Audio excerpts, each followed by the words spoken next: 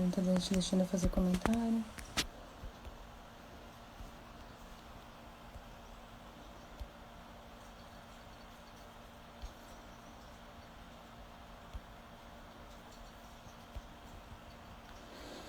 Bem-vindo a galera que tá entrando aí de volta.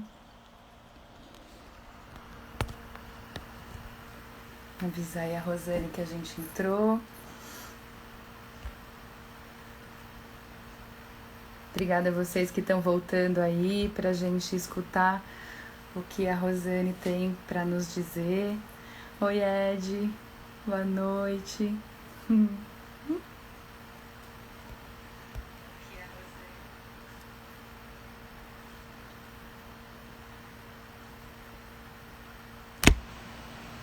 Ela entrou? Já mandei aqui. Entrou, vamos lá, gente. A Rosane entrou.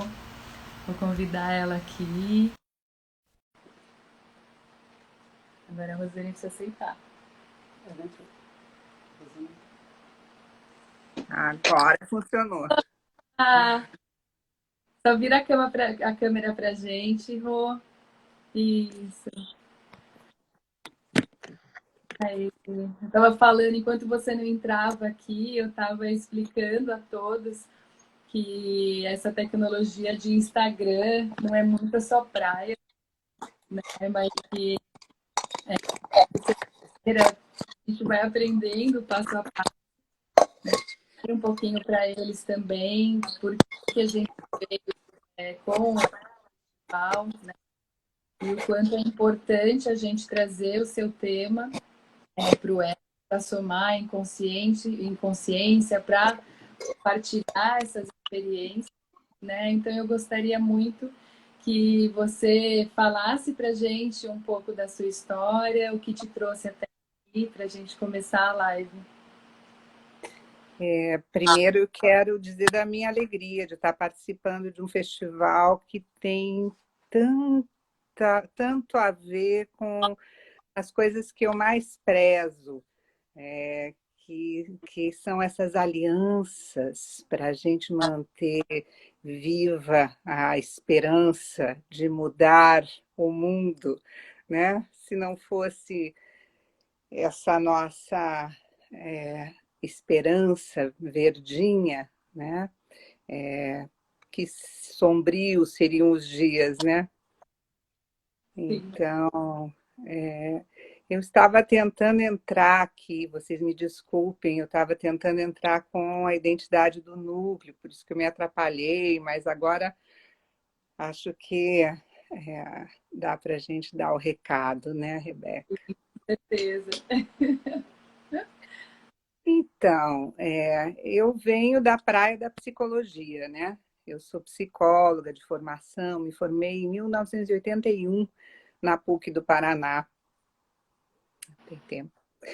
E nesse período, né, da faculdade, a gente tinha acesso a muitas coisas interessantes. A década de 70, final da década de 70, foi um período de muita... Eu vou precisar levantar esse celular, porque senão eu vou ficar sem ar, de ficar olhando muito para baixo. Eu vou tentar segurar aqui, vocês desculpem. Mas a universidade foi assim excelente, com toda a parte da psicologia social, a psicologia clínica, tivemos influência de psicanalistas importantes que tinham vindo para o Brasil, exilados da Argentina, e nesse período a gente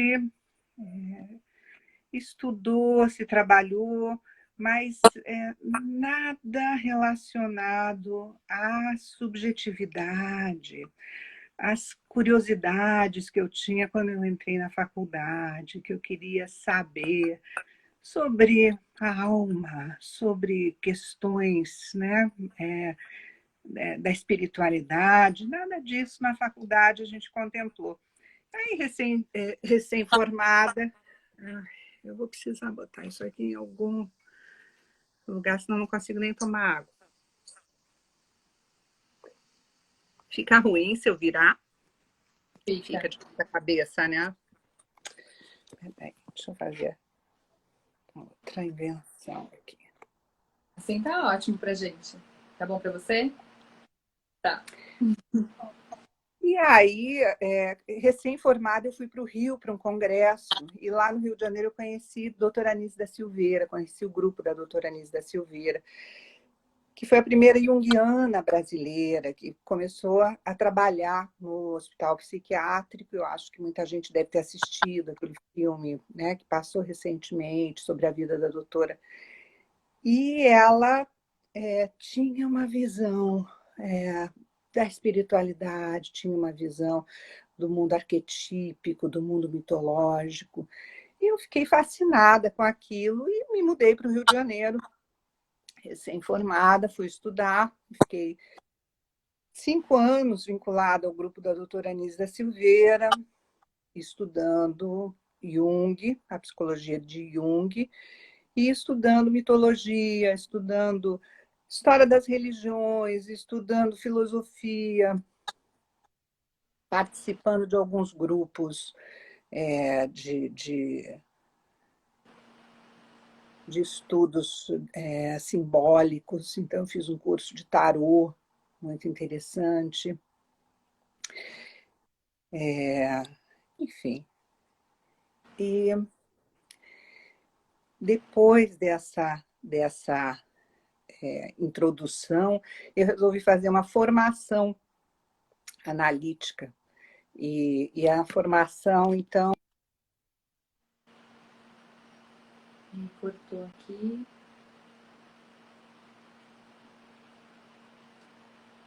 Rosane.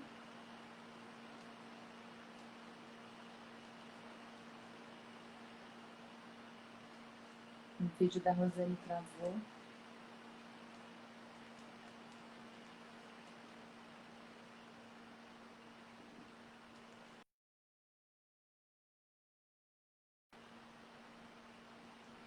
Gente, a Rô caiu. Eu vou chamá-la aqui para a live novamente.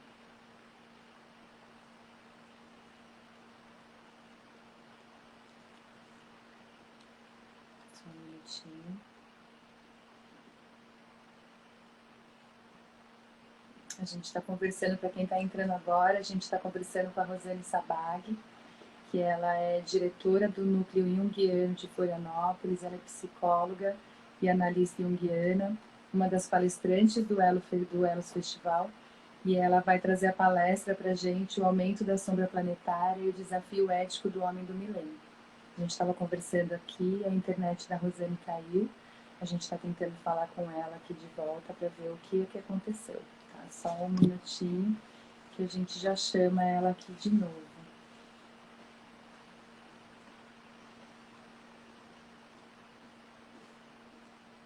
Vocês que ainda não conhecem o Elos, acessem nossa página, sigam, curta. A gente abriu as vagas dos passaportes do ingresso do festival hoje, antes da live, a gente abriu aí para venda do passaporte, né?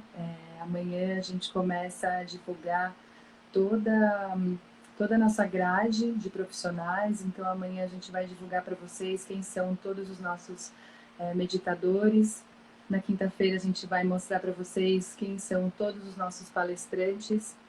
Na sexta-feira a gente também tem uma live com o André Buiati, que é yoga terapeuta, que vai trazer a meditação para a gente do chakra do coração. Então tem muita coisa legal para vocês.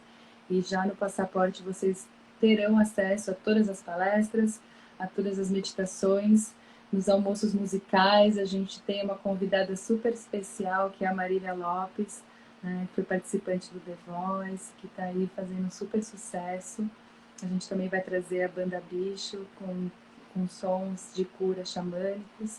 Enfim, e a gente também tem um espaço, que é a Feira do Bem, né? Um espaço onde, se você tem cursos, se você tem produtos voltados ao bem-estar, ao autoconhecimento, a cura, qualquer tipo de cursos e workshops voltados a esse ao autoconhecimento, a gente abre as portas para vocês, para que vocês possam fazer parte do nosso festival, né? Então, vamos colocar aqui a Rosane de volta na conversa. Estou falando um monte. A Rosane está conectando. Oi, Rô! Oi, gente, desculpe, caiu a bateria. A bateria! Escrevi tudo menos isso, gente, mil desculpas. Ah, Eu estava aproveitando aqui para falar para eles um pouquinho do que vai acontecer no festival, abrindo as portas para eles para a Feira do Bem, então tá tudo certo, né? Então vamos continuar aí você contando um pouco da sua história, como é que você chegou até aqui. então, eu estava, acho que, contando Do que da, você da, fez, né? da trajetória com Uhum, o estudo do grupo da doutora Anise, daí eu fui fazer a formação analítica, né, na Sociedade Brasileira de Psicologia Analítica, e essa formação, ela dá para a gente uma base para a gente se tornar clínico, para a gente se tornar analista, então é uma formação super exigente. E aí fui estudar outras linhas, né? Eu sempre muito apaixonada pelo estudo, fiz também outra formação em psicanálise, fui fazer uma formação em teoria haitiana, fui fazer formação em Brasília, tinha aberto a Unipaz em Brasília, e eu fui parte da 4ª turma da Unipaz, então, assim, um pouquinho da minha trajetória, né? Curiosa sempre, uhum, inquieta, e questionando muito a secura da ciência. uhum. E aí, a partir disso, Rô, para vocês saberem também, eu sou produtora do Núcleo Junguiano, trabalho para a Rosane Sabag, que é uma honra estar junto com ela sempre. A gente conversou bastante antes de eu fazer o convite, né? Que a gente realmente escolheu as pessoas que vão estar com a gente no festival a dedo. E eu gostaria muito que você contasse, Rosane, o que é dentro dessa temática do bem-estar, da sanidade mental em tempos de certeza, o que fez você trazer esse tema, que até para mim, a primeira vez que eu li, falei, gente, o que é isso que ela vai trazer? Então, eu queria que você falasse um pouquinho sobre esse tema, o porquê que você vai trazer esse tema dessa palestra para a gente no Elos Festival, por favor. Eu vou tentar falar um pouquinho, sem entrar muito do tema da palestra, mas não tem muito como, né?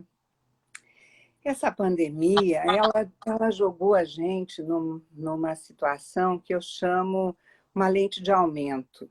Todas as coisas que nós tínhamos, assim, colocado meio de lado, as coisas que a gente não queria olhar direito, as coisas que são mais difíceis confrontar, a gente postergava, porque na nossa sociedade de consumo sempre tinha uma distração, sempre tinha alguma forma da gente fugir, né? De escapar.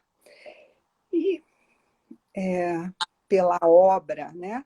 Do acaso, um bichinho que não chega nem a ser um bichinho, né? Porque um vírus não é considerado nem um ser vivo. Ele é uma molécula que ainda não é considerada um ser, causou um movimento, né? Uma transformação na nossa forma de vida de um dia para o outro. E nós nos vimos, então, obrigados a confrontar essa coisa que nós guardávamos, esses aspectos que nós estávamos fugindo, né? Driblando, a gente estava se esquivando e, de repente, as coisas que nos incomodam, elas se tornaram evidentes. Então, dentro das famílias, a gente vê aquelas rusgas que a gente deixava para depois, aquelas né, diferenças que a gente tentava não ver.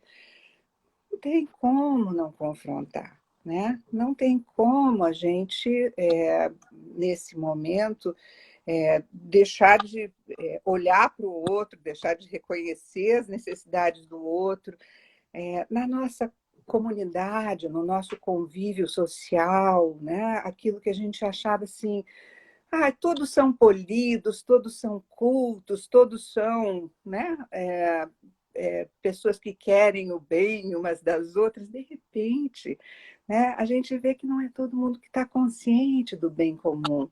A gente vê que as diferenças elas vão se tornando evidentes e a dissociação, né? Essa dificuldade que a gente tem de enxergar as coisas, de confrontar as coisas, faz com que muitas vezes a gente faça os mecanismos de defesa e negue. Ai, gente, que susto! Já está apagando aqui a luz, eu já fico achando que vai apagar de novo.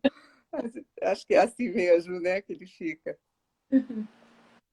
Essa dissociação, né, que as pessoas fazem de querer negar, de querer evitar, ela está se tornando impossível.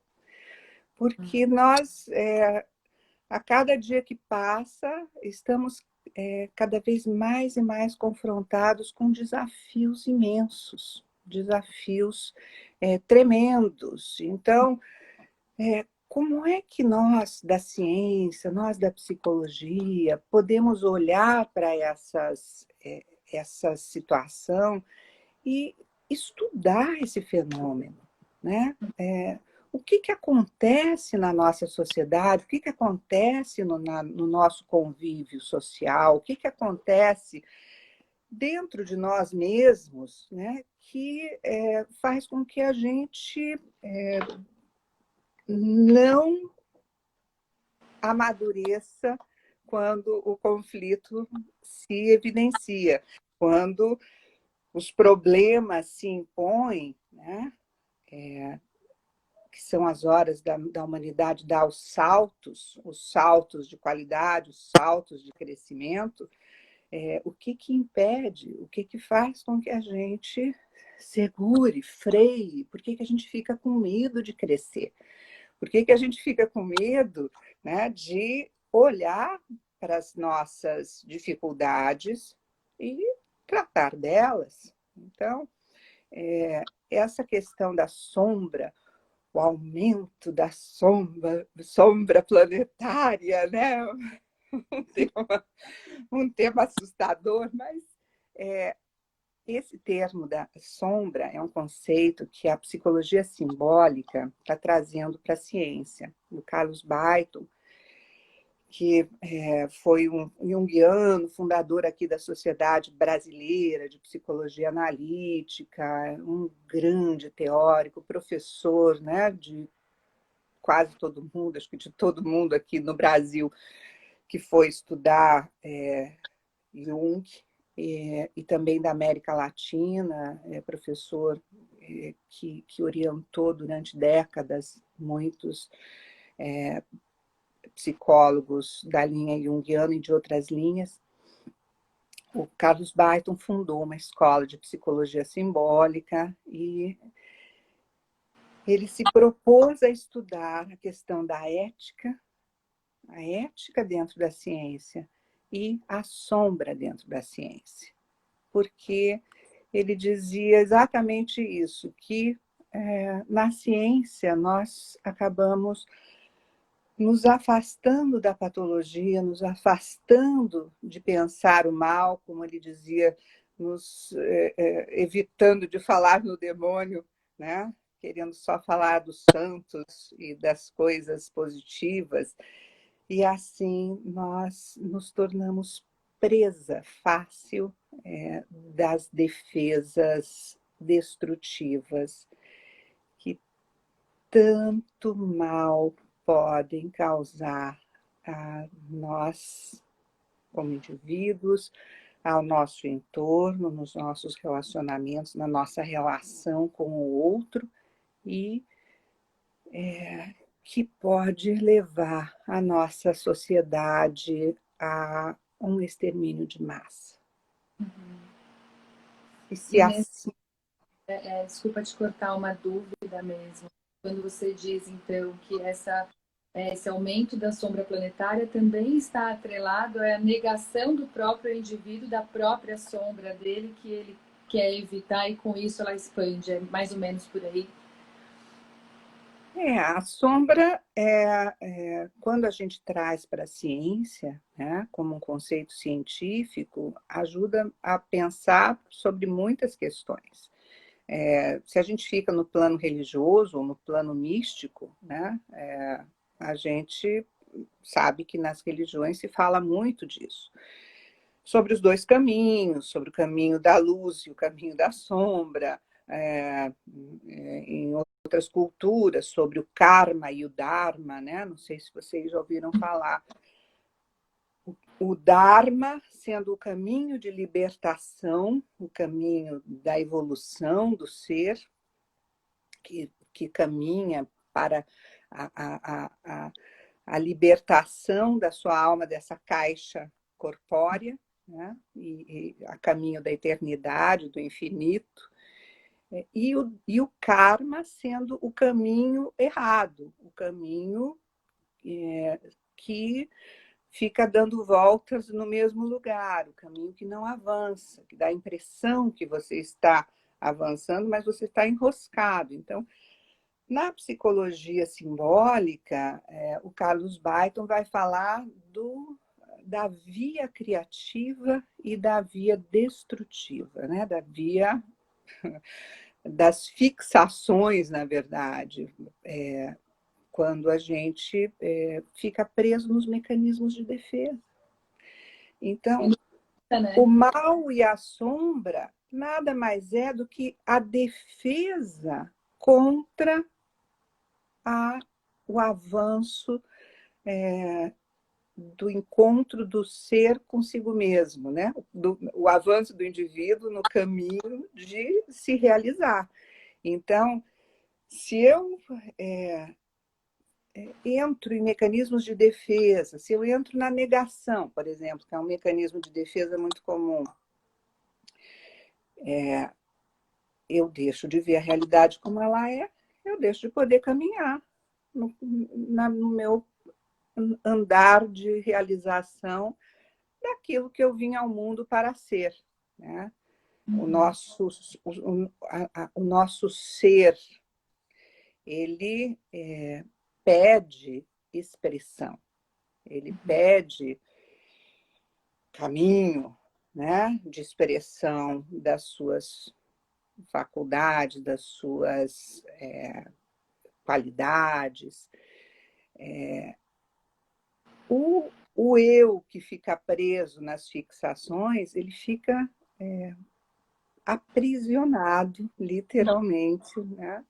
Encarcerado numa jaula imaginária, reproduzindo padrões que ele julga que está protegendo. Então, essa é a história da negação. Vamos fazer de conta que o problema não existe? Vamos fazer de conta. É um mecanismo de defesa. Eu estou me defendendo, negando. Só que essas defesas, elas não nos protegem. Elas nos expõem muito mais do que se a gente enfrentasse o problema, seja ele qual for, né? Então, a negação, a dissociação, a desqualificação, né? N formas, né, que nós temos de criar mecanismos para ficarmos enroscados neles. E numa falsa segurança, né? Como se dentro da fundal eu sei que é seguro, e aí eu me limito, não consigo ter a criatividade, estou aumentando a minha sombra, porque eu estou negando a criatividade, estou expandindo esse lado limitador, né? E aí acho que fica também nesse ciclo, né? eu estou vivendo a sombra. Sombra é isso. Então, assim, ai, que coisa mística, que coisa, né, esquisita, luz e sombra. Não, é muito simples. É muito simples, né? É mesmo uma questão da gente estar na via criativa ou na via defensiva, né? Se eu estou me defendendo, eu não estou existindo. Sim. Tá negando também a realidade, né, que a gente tá vivendo.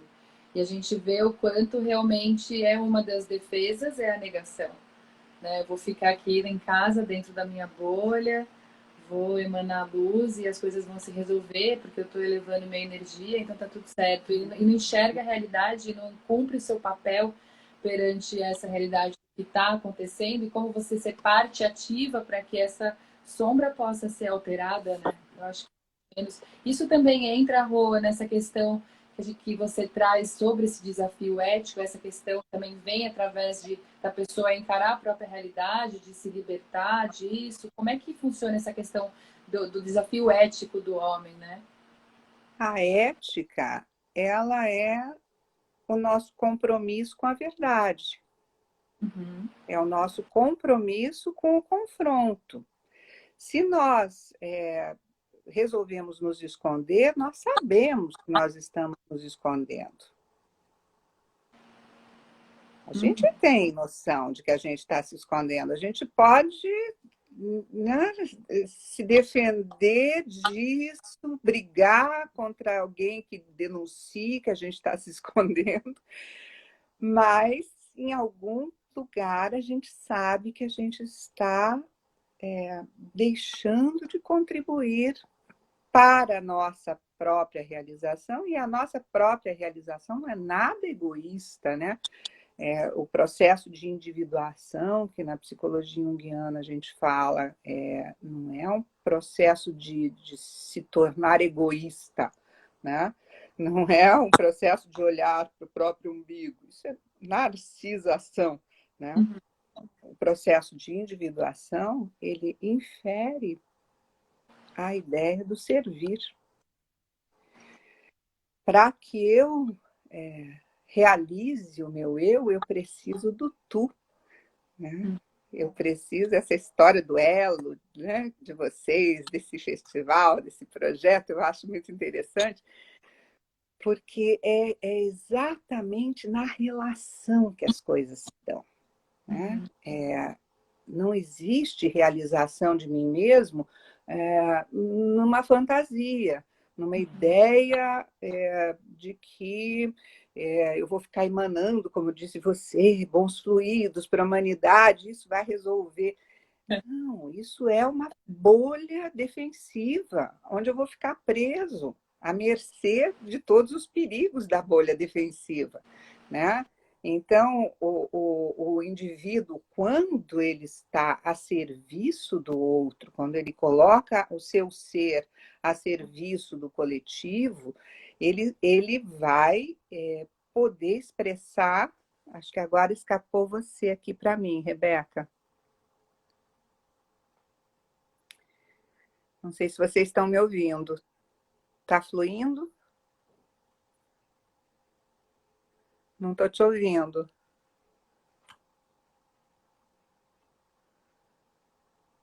Vocês estão ouvindo a gente? Dá um sinalzinho ou bloqueou?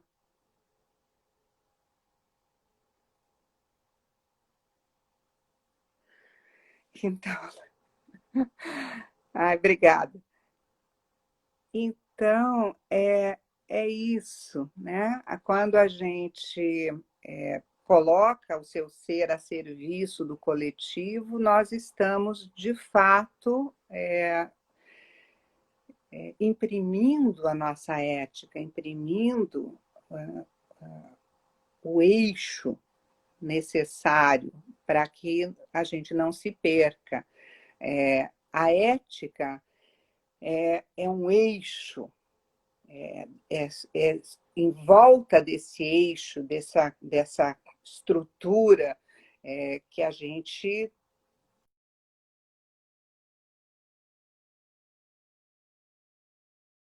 tá escapando aqui, não sei se vocês estão me ouvindo, mas enfim.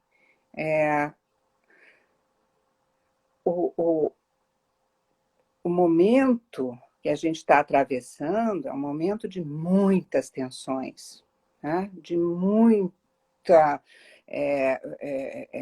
pressão, de conflitos enormes, de desafios enormes. Eu não estou te ouvindo, viu, Rebeca? Ficar no eixo, ficar centrado num momento desses é uma coisa dificílima, né? Para onde a gente corre num momento em que uma cidade inteira explode no Líbano, né? Beirute explode, o Brasil explode, 100 mil pessoas, né, que falecem em 5 meses num país. O mundo está vivendo uma situação caótica em função da economia e da politização de uma pandemia, né? Essa politização é um veneno que está correndo junto, tão virulento quanto o vírus. Então, esse momento em que nós nos empatizamos, né, com a dor do mundo, esse momento em que a gente é puxado para atender um amigo que está sofrendo no hospital, essa hora que a gente está sofrendo porque está percebendo, né, uma série de carências já se instalando na população, a gente fica com raiva, a gente fica revoltado, a gente sai do centro, né? A gente entra em forças emocionais que nos arrebatam. A gente esquece um pouco o que a gente está fazendo. A gente, às vezes, esquece um pouco a nossa missão no mundo, aonde que a gente se segura. No que a gente vai se segurar quando o mundo inteiro está se liquidando?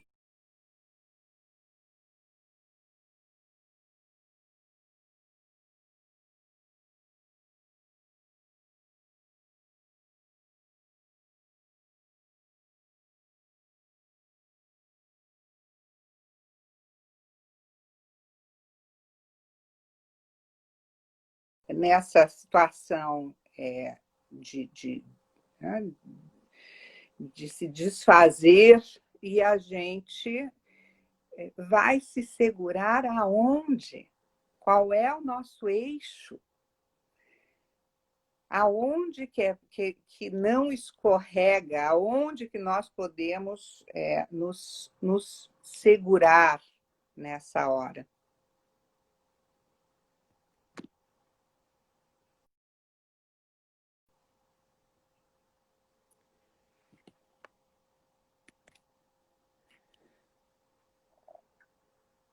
Eu não estou te ouvindo, Rebeca.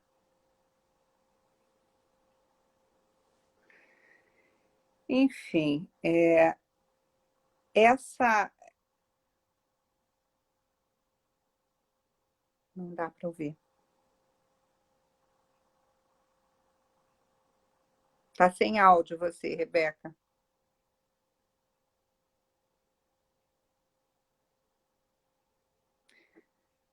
Você quer sair e voltar para a gente poder conversar?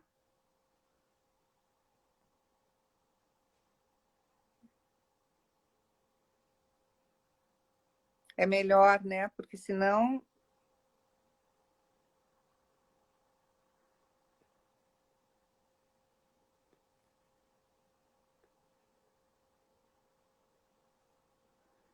É, é melhor mais um minutinho, né? Então tá.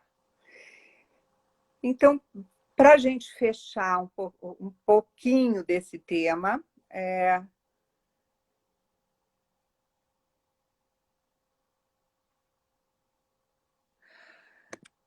nós vamos falar na nossa palestra no Elos sobre a áurea catena. Eu vou trazer para vocês algumas reflexões do grupo de sábios que nós chamamos o grupo de homens notáveis do século passado, que se reuniam, né, nessa áurea catena, cadeia dourada, né? Cadeia feita de elos, né? Cadeia no sentido de corrente, aonde Jung fazia parte, Hermann Hesse, Rudolf Steiner, Gurdjieff, enfim, trazer um pouco das reflexões destes homens e também um pouco das reflexões da teosofia que eu pude recolher a respeito dessa previsão, desse anúncio dessa era que eles entendiam, através dos estudos simbólicos, que a humanidade iria atravessar. Jung tem um trabalho muito interessante sobre os prenúncios da Segunda Guerra Mundial, no período que antecede a Segunda Guerra Mundial.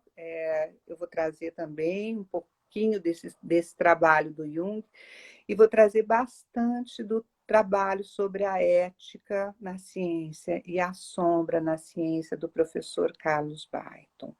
Então, a gente vai poder falar um pouco da sabedoria dos mestres, né, que inspiraram grandes cientistas, e sobre o pensamento de dois grandes cientistas da psicologia profunda, que foi o Carl Gustav Jung e o Carlos Baiton, que nos legaram conceitos, ideias que são extremamente preciosos para nos nortear num momento como esse. Então, vocês me desculpem a minha inabilidade, minha falta de intimidade com o Instagram, com o meio virtual. Hoje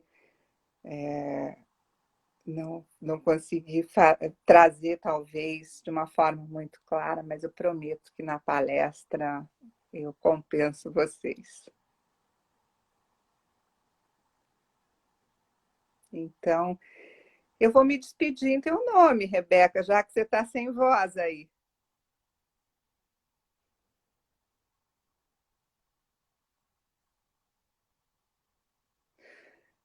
Muito obrigada a todos. Mesmo sem... Obrigada, querida. Um beijão para você. Obrigada a todos e até breve.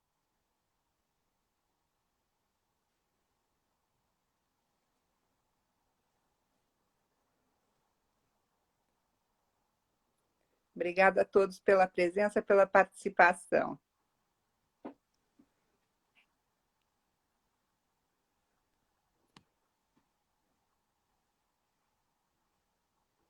Acho que...